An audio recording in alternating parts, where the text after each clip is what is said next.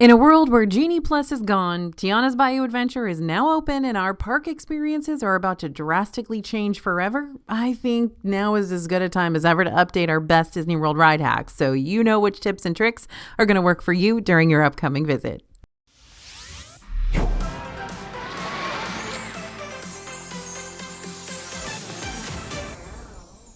Hey everybody, it's AJ for Disney Food Blog, and we got a lot of Disney ride info to cover in today's video, so I'm going to make this intro real fast. Today we're going to help you become a Disney World Ride Pro before your vacation kicks off. But even if you've gone to Disney World before and you feel like you've already reached Pro status, just keep in mind that a lot of changes have recently taken place or are about to take place inside Disney World, which we're also going to be addressing today, so you can make sure to keep hold of that Pro status no matter what happens.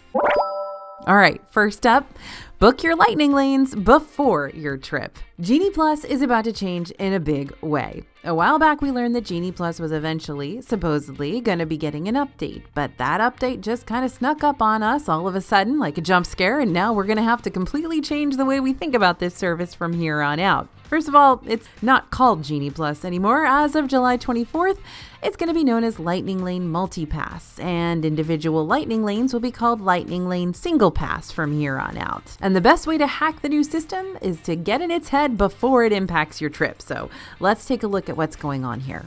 In addition to the name changes, Disney's also announced that as of July 24th, you'll be able to make Lightning Lane plans before you get to the parks, so you don't have to stress over staring at your phone all day to secure your must-dos. You can choose your experiences and times prior to purchasing so you know what you're getting and can plan your itinerary accordingly, and you can book Lightning Lane passes for multiple vacation days, all in a single day.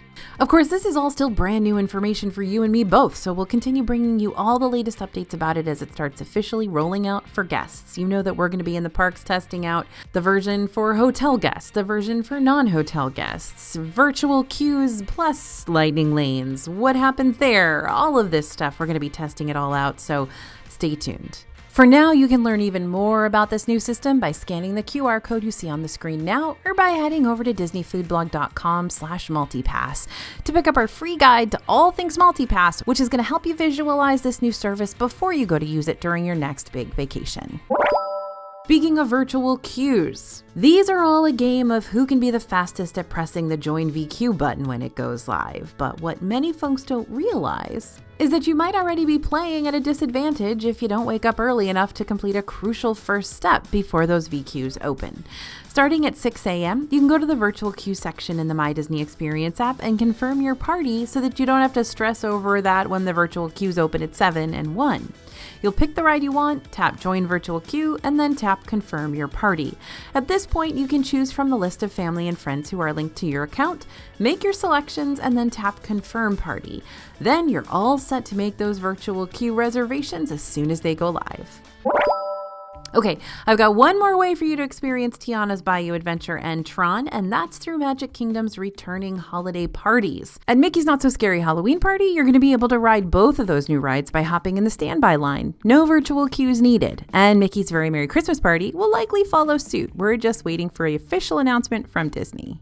Just remember that the holiday parties are a separate ticket price, and party guests won't be allowed to enter the park with just a party ticket alone until later in the evening.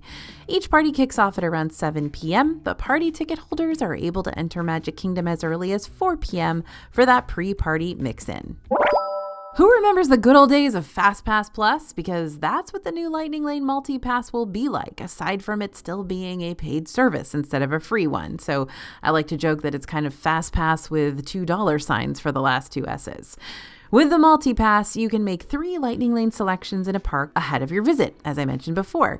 But here's the kicker. Disney's introduced, or rather reintroduced, a tiered system for rides. So it looks like out of those 3 advanced selections, you'll be able to choose 1 experience from a higher tiered group and 2 experiences, or all 3, from a lower tiered group. So here's what those higher tiers look like. At Magic Kingdom, the first tier is going to include Big Thunder Mountain Railroad, Jungle Cruise, Peter Pan's Flight, Space Mountain, and Tiana's Bayou Adventure. At Epcot, The first tier includes Frozen Ever After, Remy's Ratatouille Adventure, and Soarin' Around the World. At Hollywood Studios, the first tier features Mickey and Minnie's Runaway Railway, Millennium Falcon, Smuggler's Run, Rock and Roller Coaster starring Aerosmith, and Slinky Dog Dash. And at Animal Kingdom, there will be no tiers at all, meaning you're free to choose any of the attractions available with the Lightning Lane Multipass as part of your 3 first selections.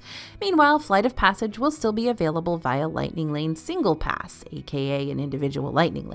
So, which rides should you be prioritizing from Tier 1? Well, Tiana's Bayou Adventure is a solid option in Magic Kingdom, simply because that's the only multi-pass ride that still uses a virtual queue currently. And in Hollywood Studios, Slinky Dog Dash tends to see the highest waits at the park, right up there with Rise of the Resistance. So it'll be nice to have that one in your back pocket. As for Epcot, I'd say it's a toss-up between Frozen Ever After and Remy's Ratatouille Adventure, since they both see similar waits throughout the day, so it's whichever one of those you want to prioritize first. Okay, real talk. When is the best time to get in line for Disney's most popular rides? Easy, during the nighttime spectaculars. Now, I know it's hard purposefully choosing to miss Happily Ever After or Fantasmic, and it may be really hard to skip Luminous and Epcot if you haven't gotten the chance to see that one yet, since it hasn't even been around for a year. But seasoned veterans or people who just don't really care about fireworks can take this time when the majority of guests are gathering around for the shows to get into much shorter ride lines than what you might have been noticing during the middle of the afternoon. Now, if you've never seen a Disney Parks Nighttime Spectacular, I do recommend checking one or all of them out at least once, because they'll cover you in goosebumps and make you feel all the feels. But there is no denying that when you take a look at the average wait times in Disney World, especially during the period when fireworks are happening, those wait times are going to go down leading up to the performances. In the same vein as those holiday parties, Disney's after-hours events can also help you get on the rides with way fewer crowds to worry about. And depending on the park, you may not even have to worry about virtual queues either. During our last Epcot after-hours event, the virtual queue for Cosmic Rewind was dropped completely, giving us the chance to get in line for it over and over and over again, which honestly might have been worth the price for the separate ticket alone. But I'm getting ahead of myself. Disney After Hours are ticketed events that take place after regular Disney park hours. These events are often non-themed and last for around 3 extra hours after park closing. On top of getting on all those Disney rides way faster than you will do during the regular daytime hours, these events also include complimentary snacks and drinks, like all you care to enjoy: popcorn, Mickey Premium ice cream bars, sodas. And Disney After Hours return to Magic Kingdom, Epcot, and Hollywood Studios this year on select evenings starting January 10th, but your last chance to attend After Hours, at least for now, will be July 18th for Epcot and August 29th for Hollywood Studios. After Hours events have already wrapped up for Magic Kingdom, and they're not available yet for Animal Kingdom, though we'll let you know if the status of that changes later on. Even though these events don't kick off until after the parks close, you'll still be able to enter the parks as early as 7 p.m. for that pre-party mix-in, so you can still watch the Nighttime Spectacular, get some food, and ride a couple of the rides or see some of the shows that aren't on offer for After Hours before After Hours actually begins. Okay, back to the multi-passes again, because if you want new tips, this is as new as they get.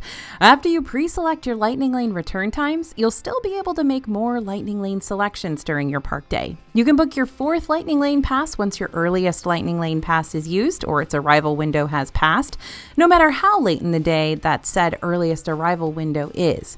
The good news, you're allowed to choose your pre-selected arrival windows, so you have the option to book those pre-selected Lightning Lanes super early. And the earlier you can book those Lightning Lanes for, earlier in the day I mean, the sooner you can start collecting more while you're still there. Okay, let's talk Magic Kingdom early entry strategy. In Magic Kingdom, early theme park entry can be very misleading, and that's because any ride that's not in Tomorrowland or Fantasyland won't be open during those extra 30 minutes of time each morning. I know, small print, right? By the way, early theme park entry is available every day for all Disney hotel guests. Many folks still take this opportunity to get a head start for rides like Space Mountain and Seven Dwarfs Mine Train, and you can follow suit too. But if you want to knock out a greater quantity of rides during that extra time, start hitting up the other Fantasyland attractions that'll be open. Peter Pan's Flight, for example, tends to see really long waits throughout the day, but during early theme park entry, it's going to be way easier to get on. And after Peter Pan, you can take a hop, skip, and a jump over to the Many Adventures of Winnie the Pooh, which also has wait times with the potential to climb pretty high by the afternoon. And then, well, you've pretty much got free reign to do whatever your heart desires in Fantasyland, since wait times should still be pretty chill chill for a while, even after early theme park entry wraps up. Dumbo, It's a Small World, Mad Tea Party, Barnstormer, Under the Sea Journey of the Little Mermaid, those should continue to have pretty chill wait times in the morning too during average crowd level seasons, meaning you could potentially accomplish 7 rides before the thick of the afternoon crowds start tumbling in, if those are the rides you want to ride. Okay, well, yes, you can technically choose your return time windows with this new multi-pass system.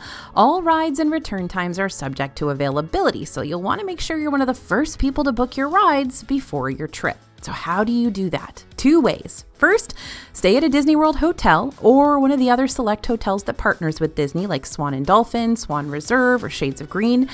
Now, these hotel guests will be able to schedule their Lightning Lane passes up to 7 days in advance for their entire stay, up to 14 days, while other guests can only plan up to 3 days in advance. That is a huge difference when it comes to how quickly those Lightning Lanes are going to book up.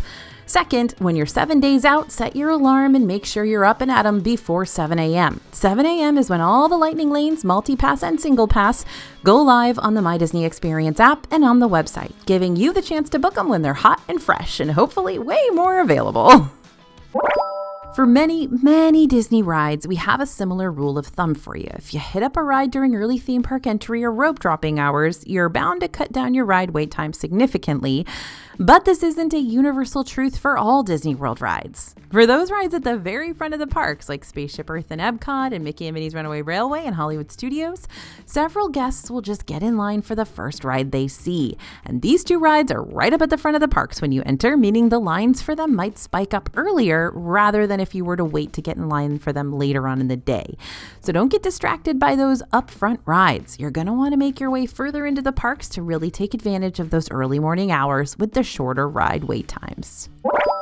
Now, I know we got a lot of Lightning Lane buzz going on right now, but let's not forget that virtual queues are, per the release of this video, still offered for Tiana's Bayou Adventure, Tron Light Cycle Run, and Guardians of the Galaxy Cosmic Rewind, if you choose to skip the Lightning Lanes entirely, that is.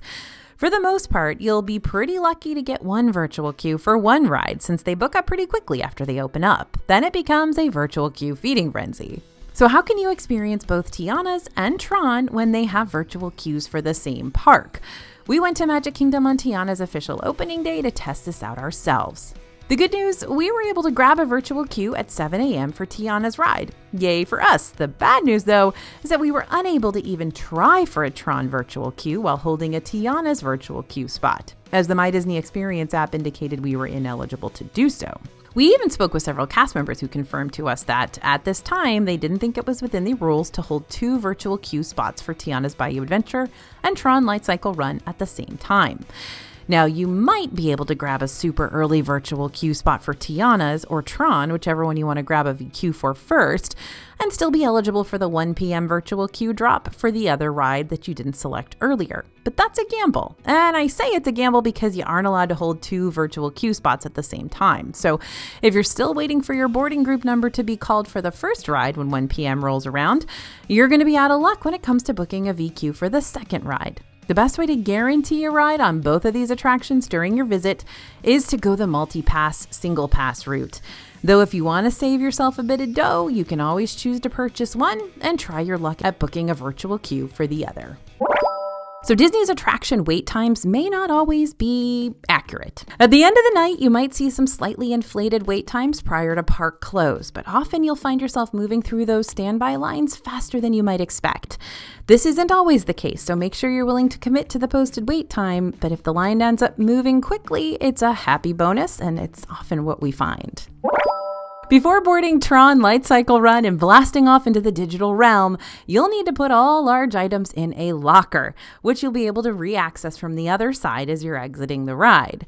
Now, the important thing here is to remember the number of the locker in which you've put your stuff. Otherwise, you'll have to scan your Magic Band or ticket at the locker locator, which will tell you which locker your things are in. And that's great and all, but this area can get crowded and chaotic, because come to find out, a lot of people get those locker numbers jostled out of their brains after a twisty, windy ride through the metaverse. It might be better for you to take a picture of your locker number and then keep your phone with you. On each Tron Light Cycle, you'll have a small compartment in front where you can store smaller phone-sized items so that you can snap that locker picture and still access it after your ride. Now the problem is remembering to retrieve your phone after your coaster ride, and that's going to be on you. So what to do when a storm ruins your fun? First of all, I've said it before and I'll say it again. If you know a storm is approaching, do not get in line for an outdoor ride. While most outdoor rides can still operate when there's just a little drizzle coming from the clouds, outdoor rides do shut down when there are heavy sheets of rain or any lightning in the area. Even if you can't see the lightning, if it's close enough, they will shut down the ride. So what happens when you think you had more time before the storm approached, but it came on quicker than you thought, and now you're stuck in a non-moving line? Before you decide what steps to take, check on a reliable weather app like AccuWeather to see what the minute-by-minute forecast is going to look like. In some cases, Florida's just being Florida, and that massive rain you're witnessing now should pass by in the next 15 to 30 minutes. So you may be better off just holding down the fort and passing the time with a few rounds of heads up on your phone. But if you see the rain and lightning aren't going to be letting up anytime soon, you might be better off jumping ship. While this can be rather painful, especially if you've already waited in line for a decent amount of time, the good news is that typically after a massive storm, the parks do clear out a bit. So even when the ride goes back online post stormy skies, you might have a shorter wait the second go around. So what to do if you lose something on a water ride? We don't typically focus on the rides over at Typhoon Lagoon and Blizzard Beach when we're giving the hacks, but now that Disney hotel guests will be able to get into either of these parks for free on their check-in day starting in 2025, I feel like now's as good a time as ever to start giving you those important water ride tips. So let's say you're on a water ride and you accidentally lose something like an earring or a ring or some other piece of jewelry you forgot to take off ahead of time. What's the best strategy to hopefully reunite with it? Well, lost articles, if found, can be picked up at guest relations toward the entrance of either park. If you do lose something, you can speak to a cast member at guest relations, or you can initiate a lost and found inquiry online over on chargerback.com. In some situations, a cast member may ask you to wait an extra 15 to 20 minutes at the end of the day to see if they can find your lost item, since they clean and check the pool filters at closing. So there's the possibility that your lost items might show up at a guest relations even after the day wraps up. The good news about lost items is that if you file a report on the Chargerback website, Disney should be able to mail your lost things back to you, free of charge. But you can always swing by the front of the park during your trip if you've got the extra time to check on the status of your item later if you think maybe it's been retrieved since your last water park day. Another good piece of water park advice: splurge on the water shoes. I know they're not going to be the most fashionable thing in your closet, but you're going to wish you had them after standing in line on the hot pavement and those weird holes in the pavement, they really start to hurt after a while. So water shoes are allowed to be worn on the ride, specifically water shoes with a sturdy back to them, but shoes like flip-flops will have to be taken off and held for the duration of your ride, which may not be the best strategy if you're about to go on a major body slide like Summit Plummet in Blizzard Beach. So save your feet and your ride through with a nice reliable water shoe purchase before your trip. And you can get these really, really cheap on Amazon, just a heads up, and they're still good enough that they're not going to fall off your feet in the middle of the ride. Now, let's not forget that you've got 2 more lightning lanes you can select after you choose your first tier option. Yep, we're back to multipass. So which lightning lanes from the second tier should you be prioritizing to really set yourself up for success? Well, in Magic Kingdom, I'd recommend snagging lightning lanes for those 2 classic dark rides, Haunted Mansion and Pirates of the Caribbean, since those are going to see way longer waits than other second tier Magic Kingdom rides like Dumbo or Barnstormer. In Hollywood Studios, I'd choose Tower of Terror and Toy Story Mania as your second tier options. Skip over the show lightning lanes since you can usually just slip into the shows at the last second anyways. In Animal Kingdom, all your ride options aside from Flight of Passage are going to be in the same tier, so you'll more than likely want to book Navi River Journey, Kilimanjaro Safaris, and Expedition Everest. And in Epcot, I'd say it really doesn't matter what you choose from that second tier since the lines for all those rides are usually never going to give you that much of a wait to worry about anyways. So just go with your gut. Or, book Living with the Land because it is the best ride ever. Now it's a party. Okay, I'm not telling you to go all wild or anything, but many Disney rides do let you bring drinks or snacks into the queue so you can enjoy a little treat while you wait. You'll just have to make sure you finish your drink or snack before you board, which is why you won't want to use this strategy if you're about to get in line for a walk-on. So go ahead and feed 2 birds with 1 scone by purchasing one of your must-try snacks before getting in line for one of your must-do rides. Don't you love that phrase, 2 birds with 1 scone? Bria came up with that. I mean, I'm sure she heard it somewhere. I had never heard it before. I've always done the 2 birds with 1 stone and the whole killing thing. And so I love seeing feed 2 birds with 1 scone. Instead, Bria is just so wholesome.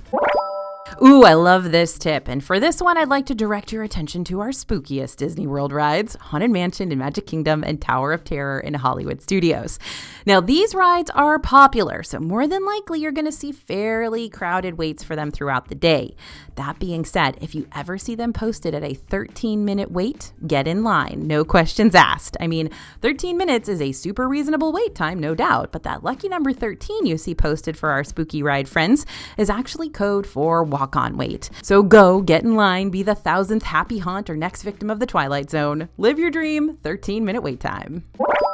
So picture this, you're all hyped up and ready for a wild ride through the cosmos with the Guardians, but right after you get teleported inside the main pre-show room, thanks Cosmic Generator, you're suddenly swept along with the crowd, all headed in the same direction, toward the right. So why the sudden synchronized dash? Is this all part of the story? Nah, this is just where the doors will open post pre-show, leading you towards the ride vehicle, so everyone's kind of racing to get to the front of the coaster line ASAP. If you're one of those folks who wants to try to cut down your wait time too, don't wait to go towards the right after the teleportation happens. Start off toward the right and then move calmly toward the doors after the teleportation takes place. However, if you're not in a hurry and you don't really want to deal with the sudden mob of folks crowding toward the right-hand side, go left for the pre-show instead to keep others from invading your personal bubble. If you're getting ready to ride Tower of Terror and you've already done the pre-show and gone up the steps into the boiler room, you still have a chance to change your mind about doing this drop tower. So don't feel as if you're trapped and there's no way out, even if that is what the Bellhop cast members are teasing you about. They don't really mean it. It's all part of the story. Once you enter the boiler room, you can either turn left or right to board one of the service elevators. But in the middle of these ride elevators, you'll also find another elevator, and this one's legit, as in it won't drop you faster than the speed of gravity. Typically, this elevator is used for guests with mobility concerns who can't take the stairs up to the ride, but it's also used for guests who've decided that, hey, the pre-show of Tower of Terror was good enough and they'd rather not take on the free fall adrenaline rush. I actually went through a period of time where I was really, really scared of Tower of Terror because it made my tummy and heart do funny things. And so I decided to they call this a chicken exit, and I decided to take the chicken exit for a few years. I'm back to riding again and no problems, but just a heads up that there are chicken exits and it's totally fine to use them. Just step out of the queue, let a cast member know you'd like to take the 5th elevator on out of there, and the cast member will be happy to deliver you to safety. This is true of all thrill rides, by the way. Rock and roller coaster, chicken exit. Lots of rides over in Universal, chicken exit. You can walk through the line with your family and then just meet them at the end of the ride. All right, so when you ride Tiana's Bayou Adventure, there's one section of the ride that'll actually get you more wet than the big drop itself, and that's the infamous backsplash after the drop that'll catch riders when they're least expecting it. This springs up on you toward the middle of the ride and will get you absolutely soaked if you're sitting in the wrong, or should I say right, seat. If you're like, please, yes, I want this to happen to me, then be sure to sit on the right-hand side of the vehicle. But if you're attempting to get out of there as unscathed as possible, sit on the left and avoid the bulk of the water dumpage. Sometimes all the Dramamine in the world isn't going to keep the woozies away when you're riding a screen-based 3D ride like Flight of Passage or Star Tours. So if you're someone who's prone to 3D motion sickness and you start feeling your equilibrium being thrown off during the ride, then take off your 3D glasses immediately and close your eyes. It's also important to try to focus on one point on the screen, usually an upper corner, instead of looking around too much at everything, which could just make the motion sickness worse from the get-go. Now, you probably think I'm going to talk about single rider lines, but I'm not. I'm actually going to throw you off here and talk about Magic Kingdom's Astro Orbiter ride over in Tomorrowland. Astro Orbiter is one of the more thrilling aerial carousel rides in Disney because it goes so high up and allows you to see great views across all of Magic Kingdom. But the downside of this one is how incredibly small those ride vehicle rockets are. If you're riding with a younger kid, then you should be okay, but if you're riding with an older kid, a teen, or another adult, then you're probably going to be better off flying solo rather than trying to squeeze into that little rocket together like a folded accordion and getting all up in each other's personal business. Just take it from me. Oops, wound up talking about single rider lines anyways, my bad. Well, single rider can be a great way to skip over the bulk of a main queue without paying anything extra to do so. Usually the main issues we come across when using this free option are A, we gotta separate from our group in order to use the hack, and B, sometimes the single rider line isn't all that much shorter than the main line itself, which has been more of a problem for us over at Rock and Roller Coaster's single rider queue than any of the other ones available. However, there are more single rider concerns that we've come to learn about over time, specifically at Millennium Falcon Smuggler's Run. When you choose the single file line here, your wait time will likely be shorter, but you're also going to end up bypassing the pre-show room with that epic animatronic of Hondo and Naka. You'll also be a lot less likely to be chosen for one of the pilot roles since you won't be able to request your job preference. Cast members use single riders to fill up all the space left over in a ride vehicle, so you'll end up getting placed in whatever role is available, which more often than not is going to be the engineer position in the back row. Space Mountain can be real intimidating for younger riders. While sure, the coaster only ever reaches speeds up to 27 miles per hour, literally around the same speed as the junior coaster Barnstormer, it feels a whole lot faster and more intimidating than that because the coaster takes place in near complete darkness. Not only that, but you're going to be riding in single file fashion, so your nervous kiddo isn't going to have someone right beside them that they can hold on to if they start getting frightened during the ride. To make the experience a little less scary for your kid, try sitting them in either the middle or back seat instead of the very front. Remember, this ride takes place in near complete darkness, but not so full complete darkness, unless you're riding during Mickey's Not So Scary Halloween Party. That's a whole other story for another day. So if your kid is placed in the middle or back seats, they'll still be able to see at least the shadow of their loved one in front of them to know they're not alone hurtling through space. Alright, so many Disney rides are not only speedy, but also pretty short, so you won't even get the chance to rest your feet for a minute after standing in line all that time just to get on. So which Disney rides are A, have short waits, and B, have long durations, so you can rest your feet? In Magic Kingdom, all you longtime DFB fans know what I'm about to recommend, but I'm going to do it anyways. Get on the People Mover. The People Mover is going to give you an easygoing 10-minute ride that might wind up being even longer if a short delay happens, which is a more frequent phenomenon than you may realize. You might also want to jump onto the Walt Disney World Railroad and do the full circuit, which is about 20 minutes total, not counting the stops at the stations in between. Speaking of trains, the Wildlife Express train over at Animal Kingdom is also a pretty lengthy ride, about 7 minutes, and is the only way you can get over to Rafiki's Planet Watch to visit the Affection section and Conservation Station and Animation Experience. Sorry, that last one didn't rhyme. Not my fault, Disney's. Anyway, Kilimanjaro Safaris, that has a decent ride time too, clocking it at a whopping 18 minutes and sometimes even longer if an ostrich decides to just take up residence on the path. In Epcot, the longest and most leisurely ride you're going to come across is inside the beacon herself, Spaceship Earth, with a ride time that lasts 15 minutes. And over in Hollywood Studios, while the rides here aren't exactly leisurely by any means, I definitely encourage y'all to check out one of those continuously running shows like Muppet Vision 3D, that's 15 minutes, or Lightning McQueen's Racing Academy, that's 10 minutes. The Walt Disney World Railroad might give you a leisurely ride around Magic Kingdom unless you just so happen to be on it when the Festival of Fantasy Parade starts making its way down Main Street, USA. When this happens, the train does have to stop to let the parade cross through backstage. So the bad news, this could add an extra 15 minutes to your total train ride, making it a whopping 35-minute experience if you've been riding it around the entire railroad loop. The good news, this does give you the chance to catch the tail end of the parade at least, so at least you won't be bored sitting there for the extra time. The Festival of Fantasy Parade typically takes place in Magic Kingdom twice daily at 12 p.m. and 3 p.m., but show times definitely do change, especially depending on the time of year. So if you don't want to potentially get stuck on your train ride, here's your official red flag of warning. What's better than a Disney World ride? A Disney World ride that gives you free stuff. There's always the chance that you might walk away with a free souvenir after one of the Magic Kingdom rides. At Jungle Cruise, for instance, kids might be fortunate enough to become an honorary skipper and get an honorary skipper card. Every now and then, your skipper is going to choose a lucky guest to get a Jungle Cruise license, just to make things official and cement that esteemed status for you. At Buzz Lightyear Space Ranger Spin, if you rack up enough points to achieve a high score that puts you in the Galactic Hero category, then you just might earn a Galactic Hero sticker to make your mom and dad really proud. And while this isn't technically a ride, you'll still want to swing by Enchanted Tales with Belle for another freebie souvenir since you'll receive a free bookmark after the show.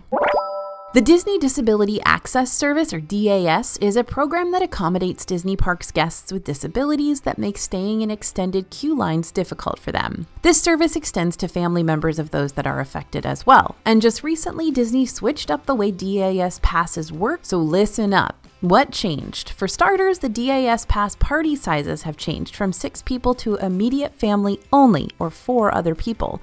Another DAS change is that DAS enrollment and registration has been extended from 60 days to 120 days. While limitations have been put in place, this change is more of a lax and welcome one that doesn't make you re-register every couple of months. And the last change is a new return to queue process that helps people who may need to leave any ride lines for whatever reason easily get back into them when they feel like they're able to. You can learn more about all the new DAS changes over on our website. Google Disney Food Blog plus Disability Access Services for more info. Look, I know we're trying to get to a rock concert in our super stretch limo when we're riding Rock and Roller Coaster, but I'd rather refrain from the headbanging until we arrive at the venue. You know what I mean? Rock and Roller Coaster can be rough, y'all. Real rough. Like knock your head around like a ping pong ball against the overhead harness rough. And that's even after its most recent round of refurbishments. So if you want to avoid a pounding headache after this thrill ride, you're going to want to follow these 2 crucial steps. Ready? Okay, try requesting a seat toward the front of the limo instead of the back, since the momentum of the coaster will jostle you around way more when you're in the back row. And push your head back against the headrest as much as you can to help steady yourself and prevent your head from becoming a dribbled basketball. We've ridden this ride many times and tried lots of different tactics, and these are the ones that work the best. So since we're on the subject, how can one go about requesting a certain seat on a ride? Okay, it's easy. Just ask a cast member before it's your turn to board. While it's not always a for sure guarantee that you'll be able to get on the ride row you're hoping for, more often than not, cast members will be able to accommodate your request. You just might have to wait a little bit longer to get that seat you're really wanting. So which ride rows should you be requesting? Well, we like to wait for the very back row on Big Thunder Mountain and Magic Kingdom just because the hills feel hillier and the breeze feels breezier and the thrills get thrillier. We also ask for a spot in Section B Row 2 or Section B Row 1 if you don't like feet in your face. I'm a B1 girl myself, on Soarin' Around the World so that we can see the wonders of the world without all the squiggles and curves that make the Eiffel Tower look like me after a ride on Mission Space. And we also love getting the very front row on Tron Light Cycle Run so that we're just staring into a dark abyss after the outdoor section of the run with a little drop that takes you by surprise every single time. Oh, and don't forget about row 9 or 10 on Cosmic Rewind.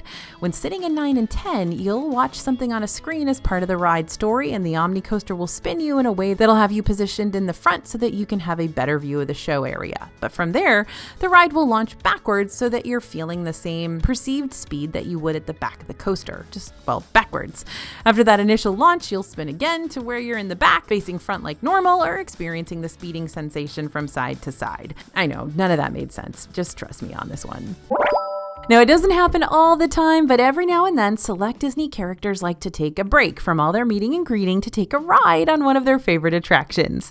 Sometimes you might see Aladdin and Jasmine taking flight on one of the magic carpets in Adventureland, and other times you might see a few princesses hop onto Prince Charming Regal Carousel behind the castle. I wish I could give you a for sure hack about when you can see these characters on rides, but the truth is it can be pretty random. The best tip I can give you about it, however, is to try going to the magic carpets of Aladdin earlier in the day, like when they first open, for a better possibility of seeing our royal couple flying across a whole new world. And as for the stepsisters riding the carousel, again, this could happen in the middle of the day, but we've seen this phenomenon happen more frequently towards the evening. And while this doesn't really have anything to do with the rides, sometimes Cinderella also hangs out behind her castle to watch the happily ever after fireworks with the guests who decide to join her and not take on the Main Street USA crowds just yet. This is Cinderella coming out from Cinderella's royal table, because usually at this point, everyone that she's met there is already up and eating, so sometimes she can come out and enjoy the fireworks. So this is more for the shows and attractions than it is for the rides, but it's still important to keep in mind if you're wanting to center yourself for the shows. If you're going to watch something like Muppet Vision 3D, or It's Tough to Be a Bug, or Mickey's Filler Magic, don't rush to be at the front of the door when it first opens to let people in the theater, because you're not going to want to be one of the first people into the theater. If you've got a big crowd with you waiting to get into the show, then cast members are going to ask everyone to move down to fill in all the available seats. So that means the first people in will be escorted all the way down to the far end of the theater. If you want to sit in the center of one of the rows, follow a line of folks who are already filling up a row and trail behind them so that you can try to secure those prime seats without being asked to move. Tiana's Bayou Adventure and Kali River Rapids might be more known for their water features and bathtub-level soakings, but there are rides around Disney World that you wouldn't expect to get you as wet as they actually do. For example, on that final hill of Frozen Ever After, my lap has been completely soaked before with the backlash of the wave from the impact. And on Pirates of the Caribbean, I've been sitting there minding my own business when one of the cannonball splashes got a little too splash happy and just left me completely soaked. Now, I'm not saying that these rides are going to get you Florida monsoon drenched like the other actual water rides do, but they can give you quite the cold splash that you weren't expecting. If you want more of that water impact from these rides, you'll more likely receive it when you're sitting on either the far left or right sides of the boat. It's not guaranteed, but it does heighten your chances of a little water soakage. And the middle rows tend to get out of these watery conditions fairly unscathed. Need some proof? When you board your boat, you'll more than likely see some watery puddles pooling in those far left and right hand seats, so just be prepared for a wet hindquarters on these types of rides too. During the day, you may have the opportunity to hop aboard one of the Main Street USA vehicles and get to ride all the way up to Cinderella Castle. While the vehicles aren't available all of the time, they're more apt to be out and running during the morning, especially before the Festival of Fantasy parade, since these little jitneys will not be able to run when the parade is in motion. There are 2 pickup and drop-off locations for these vehicles, one in Town Square, the other in front of the ever-iconic Cindy's Castle. You can always ask a nearby cast member about when these rides are going to take place, or you can check for posted operation times near the Main Street vehicle pickup and drop-off locations. Sometimes skipping ride lines means taking some drastic measures. Expensive drastic measures. When it comes to Disney World, time is money, and on the surface, it's safe to say you will spend a lot of time waiting in Disney World, especially when it comes to rides. That's why Disney offers several different kinds of tours, like the Walt Disney World Private VIP Tour, to give guests who are willing to pay the opportunity to skip to the front of the line on most park attractions, in addition to being accompanied by a personal guest services cast member on a customizable trip around the parks.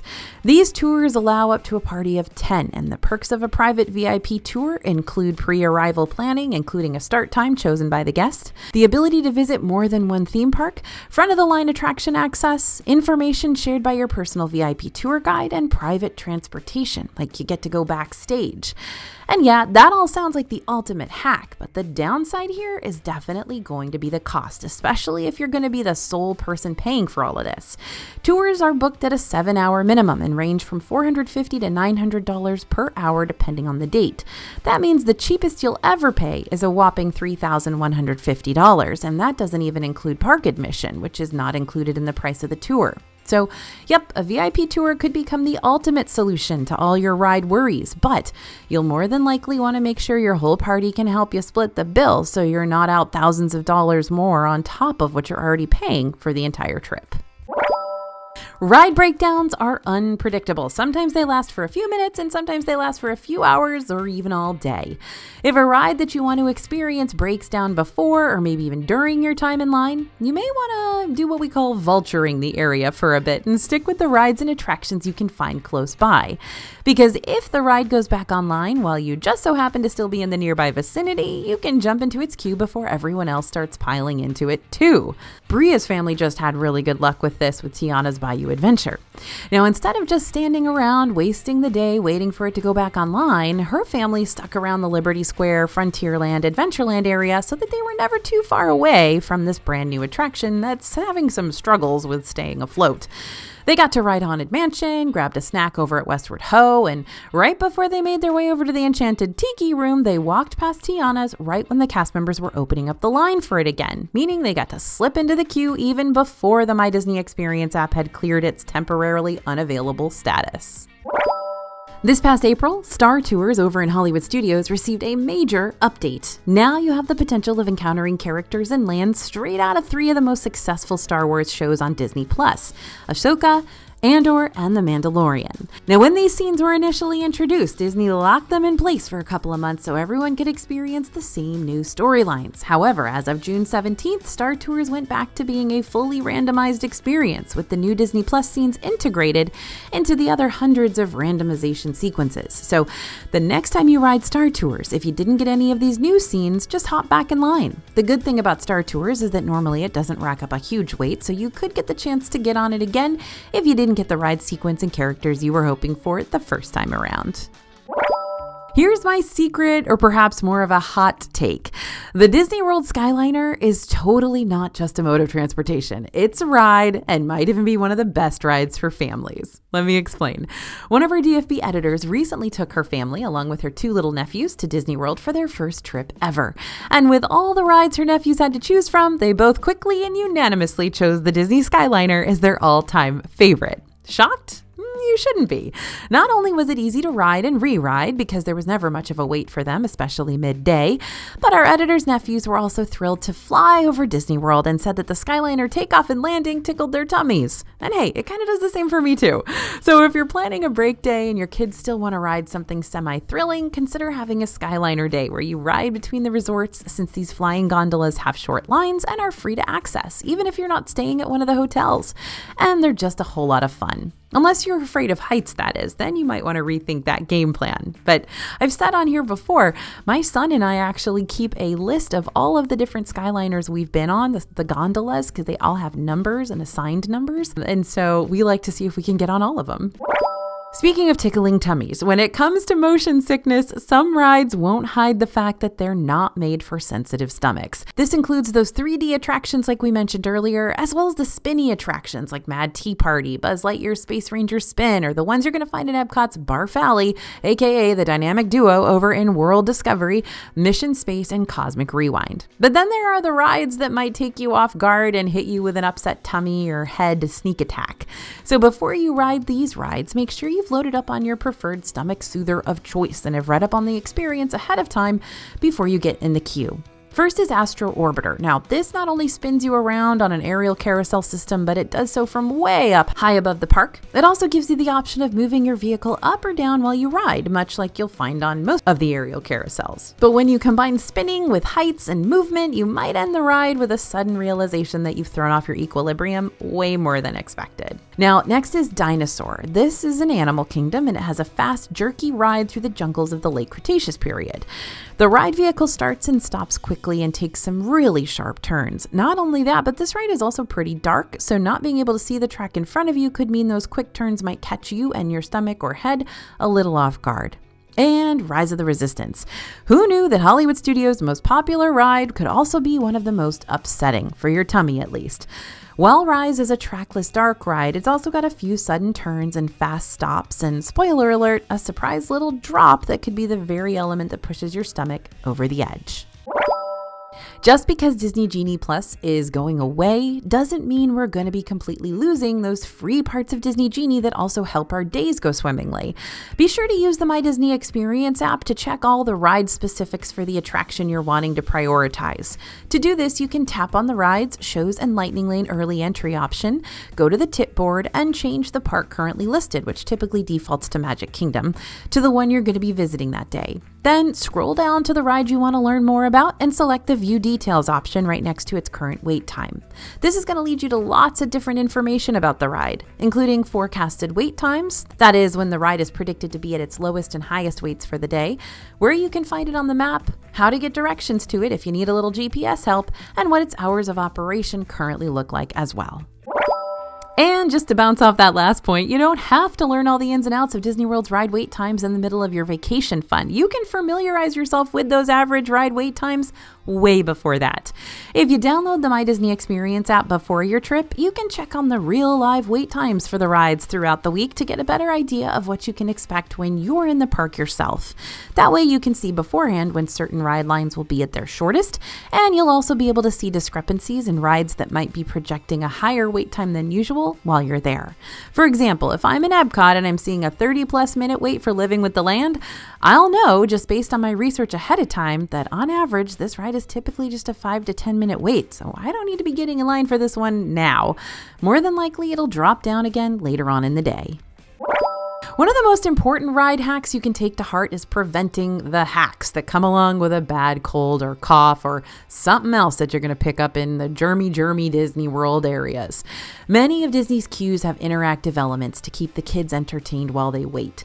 But you know who else has played with these interactive queue elements? Literally thousands and thousands of people before you. Not to mention, while you're pulling down those lap bars and overhead harnesses, Disney doesn't clean those as thoroughly as they once did right after the COVID closures, so it's going to be up to you to fight back the germs. Make sure to pack hand sanitizer and wet wipes in your park bag before your trip and use them after each ride.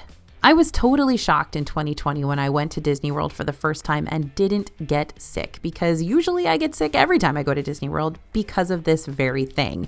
So the fact that people were using hand sanitizer, the fact that those rides were being cleaned regularly made a huge difference. So I feel like it's proven. Just use that hand sanitizer and you're probably going to emerge unscathed from the petri dish that is Disney World. While it's always fun seeing candid photos from rides, it can also be a lot of fun to plan poses for the various ride photos too, especially if you've got that multi-pass add-on, which is going to allow you to download all your on-ride photos for free on the days you purchased it. We've got an entire list of where every single on-ride photo spot is in all 4 Disney World parks, and you can find that DFB post if you search Disney Food Blog Secret Photos in your Google search engine. But let me just expose a few of those on-ride photo locations now so you can get ready for your close-up. On Buzz Lightyear's Space Ranger Spin in Magic Kingdom, you want to keep an eye out for the long tunnel which has a video screen in it.